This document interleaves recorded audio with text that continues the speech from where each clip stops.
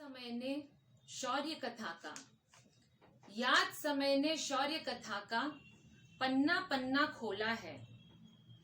हर पन्ना हर अक्षर केवल, हर पन्ना हर अक्षर केवल नाम एक ही बोला है।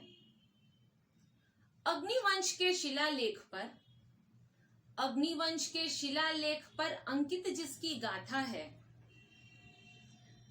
लेकर जिसका नाम आज सीना चौड़ा हो जाता है। अरे हिंदू गौरव का प्रतीक, अरे हिंदू गौरव का प्रतीक है बेटा हिंदुस्तान का।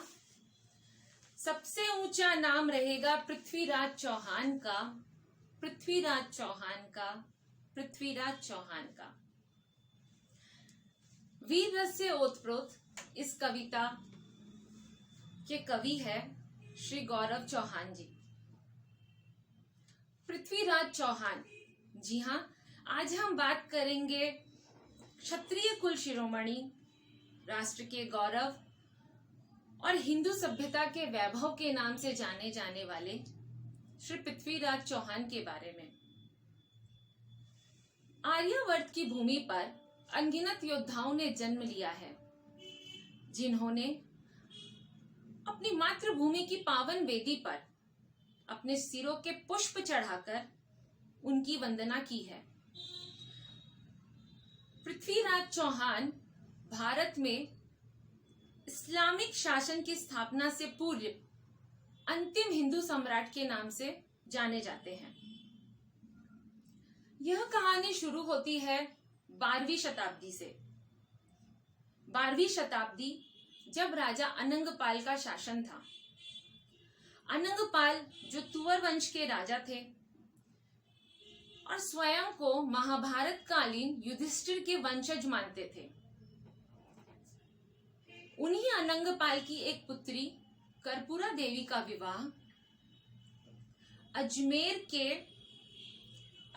के राजा सोमेश्वर सिंह चौहान के साथ हुआ, जिनके घर में ही महान पृथ्वीराज योद्धा के रूप में जाने वाले पृथ्वीराज चौहान का जन्म हुआ था। कहा जाता है कि अनंगपाल के वंश की ही किसी अन्य कन्या का विवाह कन्नौज के राजा, जो कि राठौर कुल में उत्पन्न हुए थे, उनके कुल में हुआ, जिनकी संतान थी जयचंद। चूंकि अनंगपाल पुत्र सुख से वंचित थे, इसलिए उनके परिवारजनों में उनके उत्तराधिकारी बनने के लिए होड़ लगी हुई थी। लेकिन अनंगपाल, जिन्होंने एक सुव्यवस्थित सुशासन की स्थापना की थी, शायद उन्होंने आने वाली भाभी को पहचान लिया और अपने दौहित्र पृथ्वीराज चौहान को अपना उत्तराधिकारी घोषित कर दिया। यह बात जयचंद को नागवार गुजरी और उन्होंने कभी भी पृथ्वीराज चौहान के आधिपत्य को स्वीकार नहीं किया। और यहीं से शुरू होती है चौहान और राठौर वंश के मध्य इतिहास प्रसिद्ध सत्ता और शक्ति का संग्राम। पृथ्वीराज, जो बचपन से ही कुशल योद्धा थे और उन्होंने युद्ध कला के अनेकों गुण सीखकर उसमें प्रवीणता हासिल कर ली थी। उन्होंने बाल्यकाल से ही शब्दवेदी बाण चलाने की जो प्रतिक्रिया है, शब्दवेदी बाण चलाने की विद्या, उस विद्या का अभ्यास किया और उसमें उन्होंने पराकाष्ठा प्राप्त की। कहा जाता है, कुछ इतिहासकार ऐसा मानते हैं कि इसी शब्दवेदी बाण चलाने की विद्या के कौशल से उन्होंने नेत्रहीन होने के बावजूद भी मोहम्मद गजनी को उन्हीं की भूमि पर, उन्हीं के शासन में, उन्हीं की प्रजा के समक्ष मार गिराया। परंतु कुछ इतिहासकार इस घटना को नकारात्मक भी मानते हैं।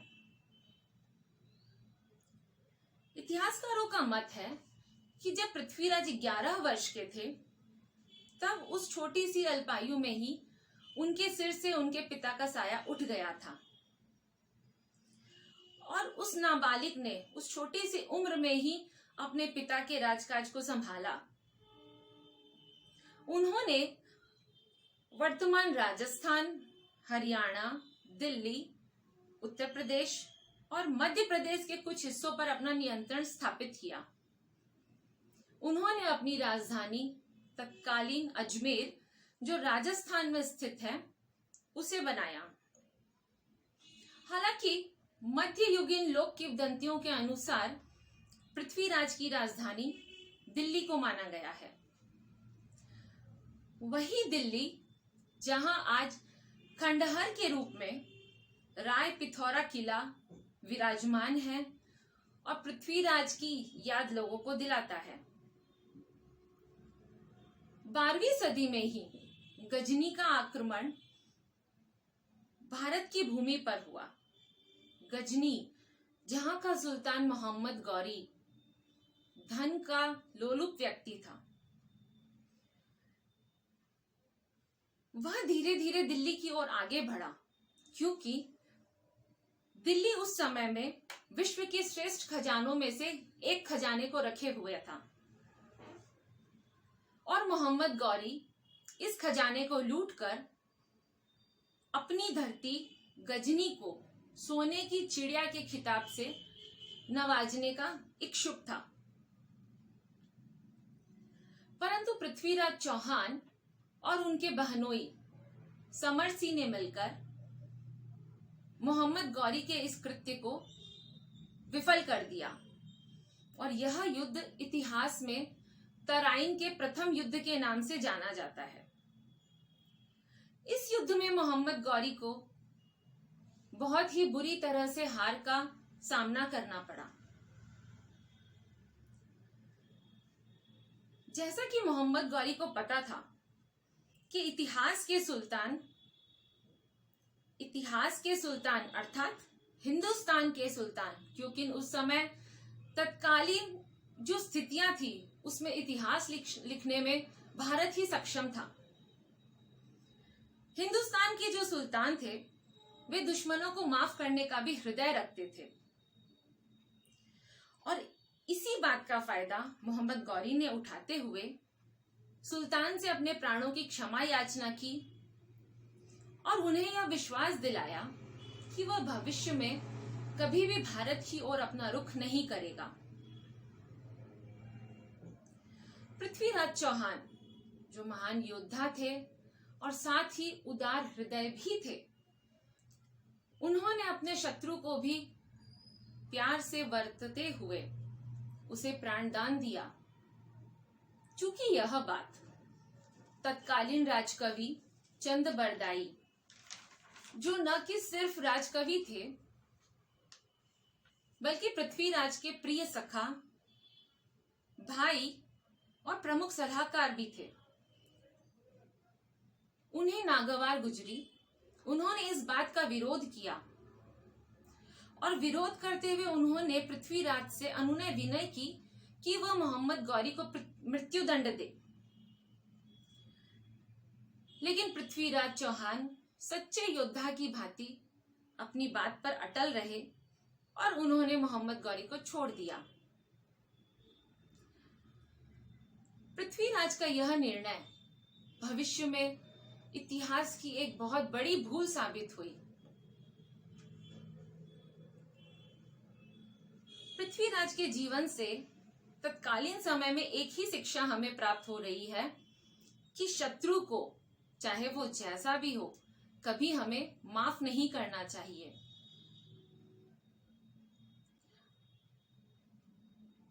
राजस्थान के इतिहास में संयोगिता और पृथ्वीराज चौहान का प्रेम प्रसंग अविस्मरणीय है। संयोगिता जो कन्नौज के राजा जयचंद की पुत्री थी और पृथ्वीराज चौहान के मध्य एक ऐसा प्रेम प्रसंग चल रहा था जिसमें उन दोनों ने एक दूसरे को कभी देखा नहीं था, सिर्फ उन्होंने एक दूसरे के चित्रों को देखा था और एक दूसरे की तस्वीर देखकर ही उन्हें आपस में प्रेम हो गया था। जब संयोगिता के पिता जयचंद ने उसका स्वयंवर रचाया तो उन्होंने तत्कालीन भारत के सभी प्रमुख राजाओं को इस स्वयंवर में आने का निमंत्रण दिया।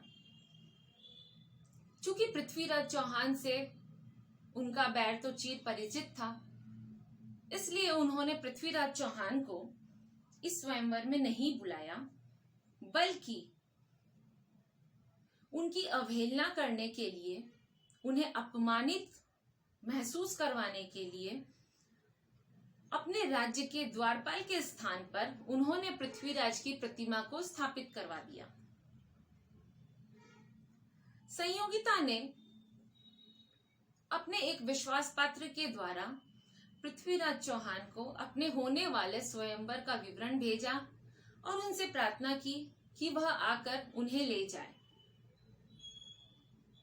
पृथ्वीराज चौहान उस भरी महफिल में शत्रुओं के मध्य जैसे बकरियों के झुंड में शेर घुसता है, उसी तरह उस भरी महफिल में उन्होंने आकर संयोगिता को वहां से अपने साथ ले जाकर दिल्ली की ओर प्रस्थान किया और दिल्ली जाकर उन्होंने विधि पूर्वक संयोगिता के साथ विवाह किया। अब यह बात तो जयचंद और तत्कालीन राजाओं को बहुत ही नागवार गुजरी और उन्हें अपमान का घूंट पीकर रह जाना पड़ा। जयचंद दिन रात इसी फिराक में था कि किस प्रकार वह अपने इस अपमान का बदला पृथ्वीराज चौहान से लेगा। बहुत जल्द ही उसे एक उपाय सूझा। उसने गजनी के मोहम्मद गौरी को एक प्रस्ताव भेजा कि वह आकर भारत पर आक्रमण करे और जयचंद की सेना उसका साथ देगी, बशर्ते युद्ध में जीतने के बाद दिल्ली का तख्त जयचंद को मिले और मोहम्मद गजनी, जो धन का लोलुप था, दिल्ली का खजाना अपने साथ गजनी ले जाए। मोहम्मद ने इस प्रस्ताव को मान लिया और उन्होंने दिल्ली पर आक्रमण कर दिया। अचानक हुए इस आक्रमण से पृथ्वीराज को थोड़ा सदमा भी लगा और वे सकते में भी आ गए, क्योंकि ना बाहरी शत्रुओं से लड़ सकते हो, किंतु आप अपने घर के शत्रु से ही लड़ने में अक्षम रहेंगे। जैसा कहा जाता है कि घर का भेदी लंका ढाए, वही कहावत रामायण कालीन, वही कहावत तत्कालीन इतिहास में सही सिद्ध हुई। पृथ्वीराज ने आसपास के राजाओं के पास प्रस्ताव भेजा कि वे युद्ध में उसकी मदद करें, किंतु संयोगिता के विवाह के समय हुए उस स्वयंवर में जब अनेक राजाओं के बीच पृथ्वीराज संयोगिता का हरण करके ले गए थे, उन्होंने जिस अपमान का घूंट पिया था, यह सुअवसर था उसका बदला लेने का। हाय रे भारत के नादान राजा, जो यह नहीं समझ पाए कि यह सही वक्त नहीं है आपसी मनमुटाव का। यह तो समय था कि सारे राजा आपस में मिलकर उस विदेशी आक्रमण को रोक दे। अगर यह घटना उस समय घटित हुई होती तो आज इतिहास कुछ और ही रहता, लेकिन होने को कुछ और ही मंजूर था। पृथ्वीराज अकेले पड़ गए। मैदान में जब सेनाएं आमने सामने आई, एक तरफ जयचंद की सेना थी और दूसरी ओर से मोहम्मद गौरी की सेना ने पृथ्वीराज पर आक्रमण कर दिया। पृथ्वीराज चौहान बड़ी ही शूरता और वीरता और साहस का परिचय देते हुए इस युद्ध को लड़े। भेड़ों के बीच में जैसे शेर दहराता है, उसी तरह। लेकिन अंततः वही हुआ जिसका भय था। पृथ्वीराज चौहान इस महान युद्ध को हार गए और यह युद्ध तराइन का द्वितीय युद्ध कहलाता है। युद्ध को हारने की वजह पृथ्वीराज की युद्ध कला में कमी या उनकी वीरता में कोई कमी नहीं थी, बल्कि जयचंद द्वारा दिया गया धोखा और तत्कालीन राजपूतों द्वारा उनका समर्थन नहीं करना इस युद्ध के हार की प्रमुख वजह बनी। कुछ इतिहासकार ऐसा मानते हैं कि इस युद्ध को जीतने के बाद मोहम्मद गौरी ने पृथ्वीराज चौहान को बंदी बना लिया और घसीटते हुए अपने साथ गजनी तक ले गया, जहां जब पृथ्वीराज चौहान मोहम्मद गौरी की आंख से आंख मिलाकर बात कर रहा था, यह बात गौरी को नागवार गुजरी और उन्होंने पृथ्वीराज को सर नीचा करके गुलामों की भांति बात करने का आदेश दिया। लेकिन वाह रे भारत के सपूत, विदेशी धरती पर बंदी बनने के बावजूद भी उनके मन में कायरता का भाव कहीं नहीं था। वे गौरी से नजर मिलाते हुए ही बात कर रहे थे, जिससे क्रोधित होकर गौरी ने लोहे की गर्म सलाखों से उनकी आंखों को फुड़वा दिया। यह बात जब पृथ्वीराज के मित्र चंद बरदाई को पता चली,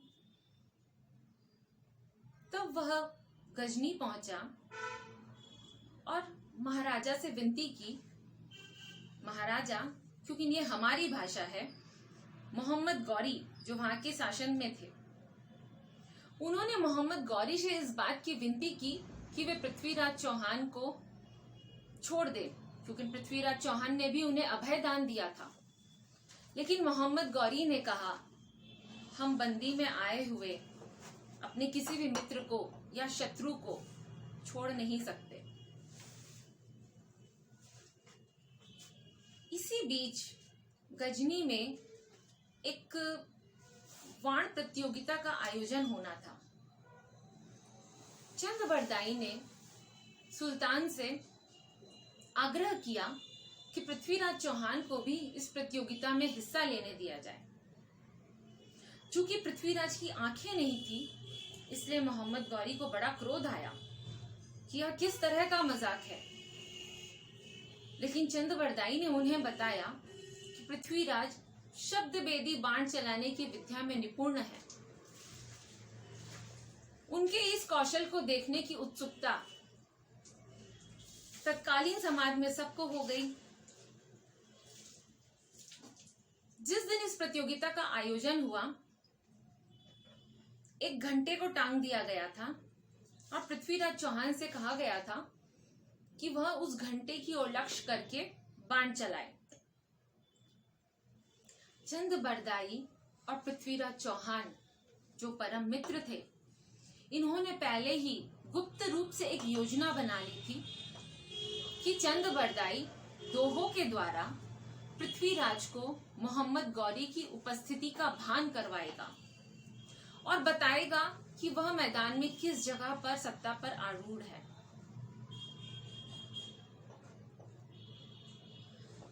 चंद बरदाई ने मोहम्मद गौरी से कहा कि जब तक आप 3 बार प्रतियोगिता शुरू की जाए, प्रतियोगिता शुरू की जाए, प्रतियोगिता शुरू की जाए यह नहीं कह देंगे, तब तक पृथ्वीराज बाण नहीं चलाएंगे।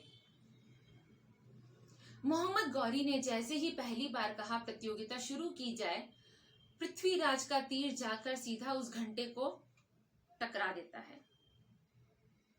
अब चंद बरदाई अपने दोहे के द्वारा पृथ्वीराज को मोहम्मद गौरी की उपस्थिति का आभास कराता है और जैसे ही मोहम्मद गौरी के मुंह से निकलता है प्रतियोगिता शुरू की जाए, एक शब्दवेदी बाण आता हुआ उसकी छाती को छलनी कर देता है और सुल्तान वहीं धराशायी हो जाता है।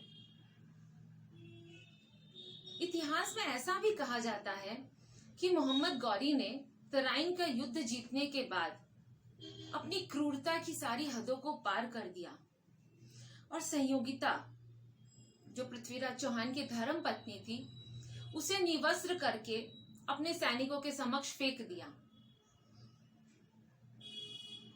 किंतु इस बात का कोई पुख्ता सबूत हमारे पास नहीं है। वे पृथ्वीराज चौहान की गाथाएं भारत के इतिहास में अजर, अमर और अमिट रहेंगी।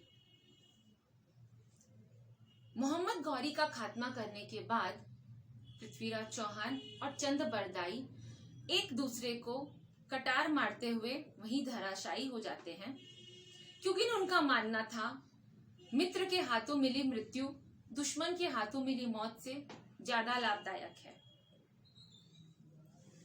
हमारे रोंगटे खड़े हो जाते हैं जब हम पृथ्वीराज चौहान और महाराणा प्रताप जैसे योद्धाओं के बारे में